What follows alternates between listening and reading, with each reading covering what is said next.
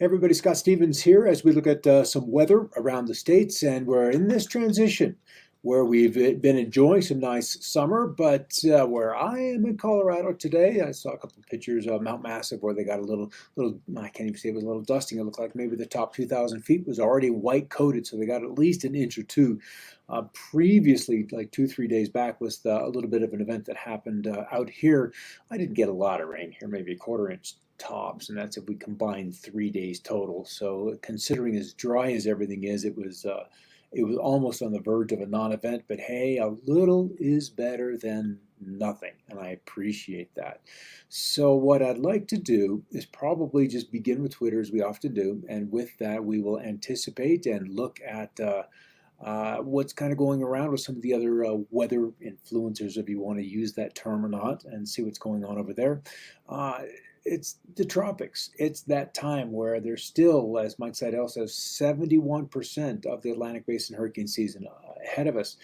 And here we are, halfway through the alphabet already. So if there's 2/3 of the season ahead of us, maybe we'll exhaust the entire alphabet worth of names, much like we did in 2005, some 15 years ago. With 71% of the Atlantic Basin hurricane season still ahead of us, on average, it's amazing how much of our coastline has already been under some type of watch or warning so far. And this is just the west coast of Florida up through the bulk of the Florida Panhandle, not under watches or warnings. Puerto Rico entirely with Laura.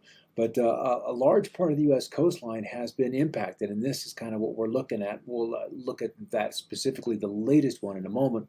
But Ryan is discussing what is happening over in Korea, as they've got two storms. Another one looks like it'll hit Nagasaki, Hiroshima, southern part of Japan, but it's going to be active in that area over the next little while. China, not as wet. Now they've just got to drain all of the water that's fallen over the last couple of months in China. With the rivers at bank full, it's going to be a while before we drain that out. All right, final day of meteorological summer. I like to call that back around the 5th of August when the sunniest 3 months are behind us. Nonetheless, though, this is kind of how the calendar breaks it down. Grove of trees mainly snapping near the base, this all having to do with, let's get out of this. This was Louisiana. Wow, how did that happen? With Louisiana, as that Cat Force moved ashore, and when I was in Puerto Rico, it was very easy to see many months afterwards, with all of the rain and the sunshine, how long it takes for trees that are stripped back to just a pole to resprout, if they choose to resprout, and then begin to bring the green and the vegetation and the CO2 sequestration back. Snowing at Big Sky, Montana weather, as they were getting a little bit of snow up there today, and that was one of the first major-ish kind of snows coming down the pike. Good to see Karen, Jane out in the valley, and once again, Karen, wow, that's a large part of the East Coast. Yeah, except for that west coast of Florida, everybody has seen some kind of a tropical warning so far this season. All right, if you didn't have the tropics to endure, then out west, it's been the fires, the smoke, and the air pollution from said fires. We're still under a preparedness level of 5, which is the maximum, and 10 large fires were reported in 7 states yesterday. 83 large fires have burned nearly 2 million acres across the country, and now we're to the point where last week, I think when we left you on Friday, we were at 22,000, and now on Monday we're at 26,000. Wildland firefighters and support personnel are working towards the containment of these incidences. There's our 10 new ones, 4 fires contained, and 83 active, and there's the state breakdown. If you're out west, then you can find your state and find that number of active fires in parentheses. And so far, we've burned not quite 4 million acres this year. The average is 5.3. So if things get under control, maybe we won't crest that long-term average. All right, record highs, not today, maybe 1, but what we're looking at are some cool temperatures. Cool Chalice at 63, Chalice, Idaho. So some very cool, that 67 is probably Malad. And then some low 70s. So some cool weather out west. Few spots, 103 in Dalhart, Texas. So there's still some of that old heat left over from last week. As we kind of get through what'll be a temperate week, we'll have some warm nights because of some nice south winds all the way from the Gulf way into New England and so forth and so on. So that kind of above normal nighttime lows are in place, but not so much that we're going to establish record highs until the weekend comes, and that is when the high reestablishes itself in the west, and we get a lot of triple-digit heat once again through this place that is so dry and so familiar with the routine of summer heat. All right, some of the severe weather that's out there. Hey, Robin, northern Italy. They had Verona last week hammered with hail and 3-4 inches worth of rain in a very short amount of time. And with the hail, it clogged up the drainage system. And so they ended up with a flooding event. It happened once again, even with a tornado in northern Italy, that leaving 5 dead. And this kind of hail is just devastating when it gets, when it gets the eye set on you.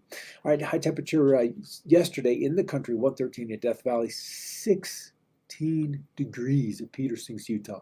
That's just not right, and that's kind of indicative of the cool air that settled in across a portion of the northwest to allow that one location, that one bowl where all that cool air settled into Peter Sinks to drop into the mid-teens. That's ridiculous. They're watching a depression, number 15. Winds not enough, but enough to be a depression, so that qualifies at about 35 miles per hour. Movement towards the north, and then another one with much greater potential for development through the next couple of days, running at about 80%. So still a broad area of low pressure. We'll see how those develop. Still the fires in California, just crazy smoke out there. So Respirator City, through Humboldt and through the northern end of the Central Valley, and even the bulk of the Central Valley dealing with some kind of obscuring of the skies because of the particulate matter in there. And then here's the cool air slipping south that brought the light snows to Big Sky, Montana, now through Wyoming and into Colorado with another surge of cooler air. But as this cool air moves in, we get some nice thunderstorm development out of Texas. That's the smoke in Cali. There's some of the lightning complex there. There's just so many barriers, so many boundaries for them to fight these fires with, that it really becomes a big challenge. And then some storms erupting in Oklahoma right through there. Undoubtedly, there'll be some severe weather there, but the rain's keeping those temperatures. Oklahoma City at the hour, just 75 degrees. Still some low 100s in Texas and also in the southwest. But then there's Yellowstone, West Yellowstone, Montana at 4 in the afternoon, standing at 39 degrees. The cool air is coming in much of Canada. It's cool in the wake of this front, 50s and mid-60s. And I'm really watching these crops up in Canada to see how they're going to be able to, or if they're going to be able to really get the harvest. The wheat's still only 2 to maybe 6% harvested. Some of the other early stuff is in, but it is a race. It is a race with some of the cool air that's coming. There's a radar across the lower 48. And we could probably put in a winter mask here and see if we can bring up a little bit of snow in some of the higher elevations. That's happening. Some severe weather showing up in Oklahoma. Let's go back just to the west. Some flooding in and around Raleigh, but it is Oklahoma that's just kind of gotten hot there as these storms just blew up in the last 90 minutes or so. But it's rain. It's kind of welcome rain. Their drought situation isn't terrible in Oklahoma, but a rain in the end of summer is always kind of a good thing. And where we've had the green, this is where the humidity is along this through Missouri, now getting some cool, dry north winds at dew points dropping very rapidly into the lower 40s as you get into Iowa. So this cool Canadian air is making some very nice inroads.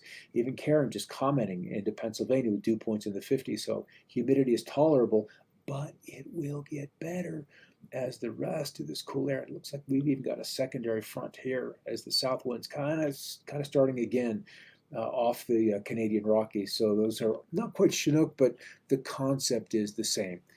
I'm not going to disagree with this particular statement. Autumn is nice. I enjoy the month of May. I enjoy February simply because I can recognize that the days are getting longer.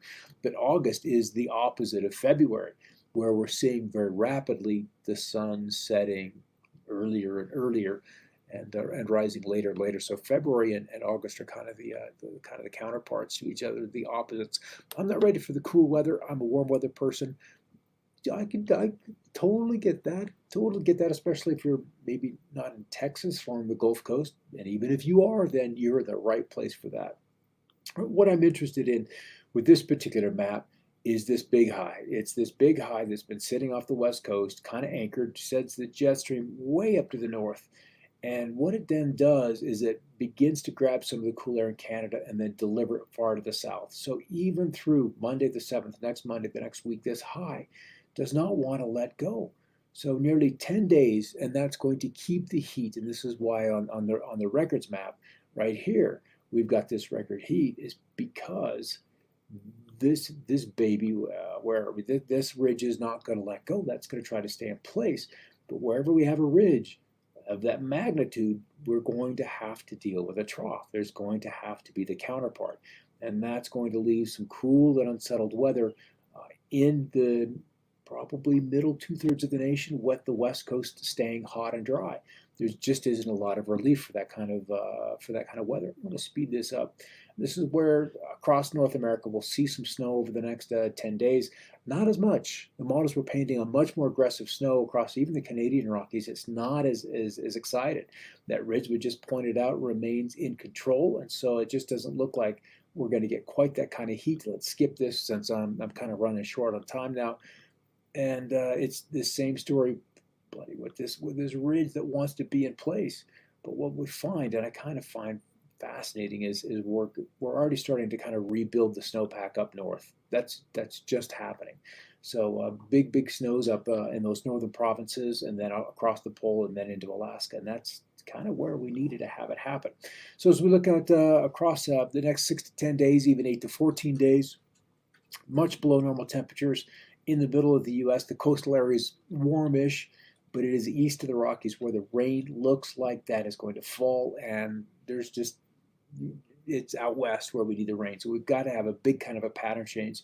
A little farther up, maybe 14, 15 days, there's some indication of that happening, but the models just are not good enough. They're just simply not good enough to be able to pull that off at this point. All right, guys, I'll be back in 45 minutes with a look at another perspective, where we're going to kind of dive into this grand solar minimum. Take a look at the options we've got ahead of us. How soon might we be seeing the effects of it? And what's the story with carbon dioxide? Does that actually play a part in that? And there's definitely two camps associated with this. So I'll be visiting that topic here shortly, and I'll see you then. In the meantime, catch you tomorrow, and keep looking up.